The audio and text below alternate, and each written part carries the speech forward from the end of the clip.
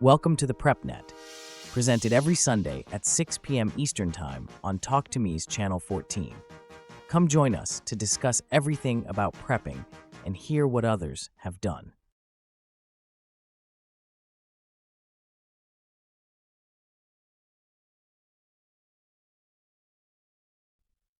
Water Preparedness Part 2. Last week we covered what can cause a water outage, options for storing water, how much water does a person actually need, how long does water last, and where to find water if supplies run low.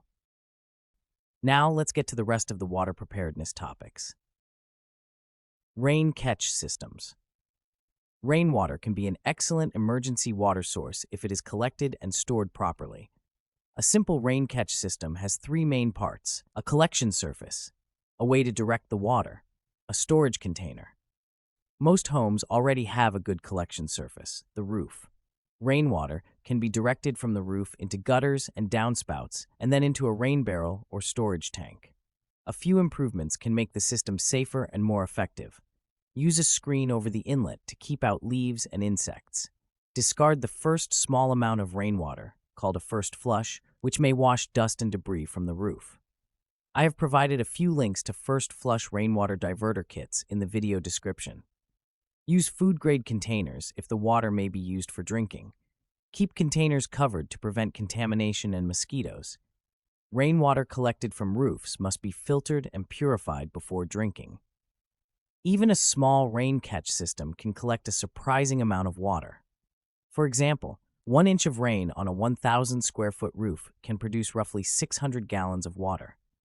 A simple way to estimate rain collection is roof square footage times inches of rain times 0.6 equals gallons collected. Even if not used for drinking, collected rainwater can be very useful for watering gardens, cleaning, flushing toilets, or other sanitation needs. Save your clean drinking water for drinking and cooking, and use non-potable water for sanitation tasks like flushing toilets. How to tell if water may be contaminated. Sometimes it is not obvious whether water is safe. Warning signs of possible contamination include unusual color or cloudiness, floating debris, oil sheen or chemical film, and excessive algae growth. Smell is also important. Water that smells of fuel, chemicals, sewage, or other industrial contamination should never be used for drinking. Basic filtration and purification methods are designed to remove biological hazards, but they cannot safely remove chemical contamination. Environmental clues may also indicate contamination risk. Water downstream from towns or farms, water near livestock or heavy wildlife activity, flood runoff or storm drainage areas, dead fish or animals nearby. Even if water appears clear and has no odor, it may still contain bacteria, parasites, or viruses. Always treat the water before drinking. How to filter and purify water. Filtration and purification are two different processes. Filtration removes dirt, sediment, and many microorganisms. Purification kills or neutralizes microorganisms that cause disease. Remember this important rule: clear water is not always safe water. Water filtering. If water is cloudy, start by letting it settle. Pour the water into a container and allow it to sit for several hours so heavier particles settle to the bottom.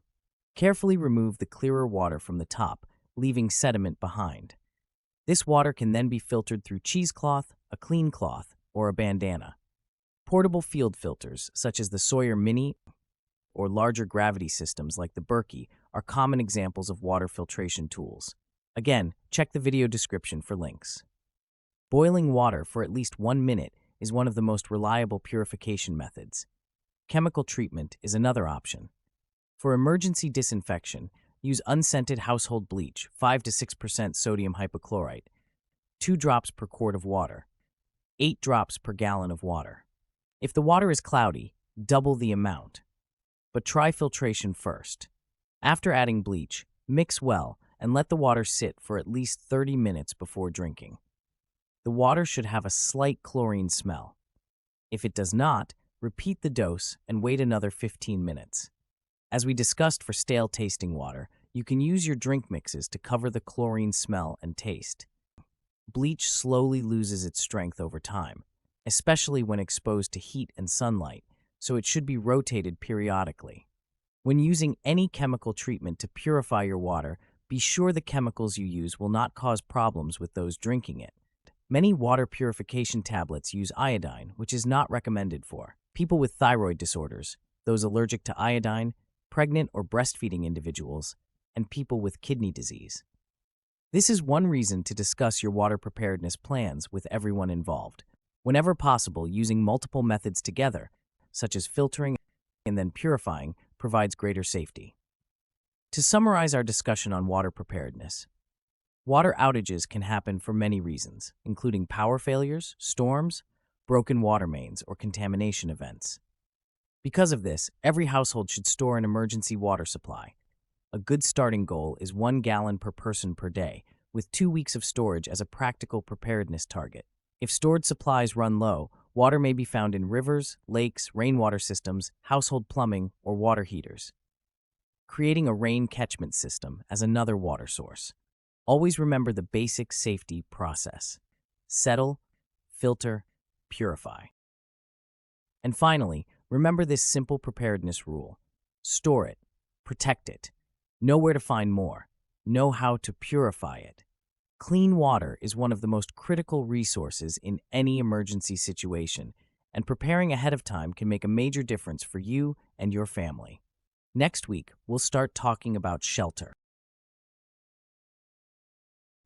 If you have any questions about what we have discussed here or anything about prepping, send your question to prepnetch14@gmail.com and enter question in the subject line.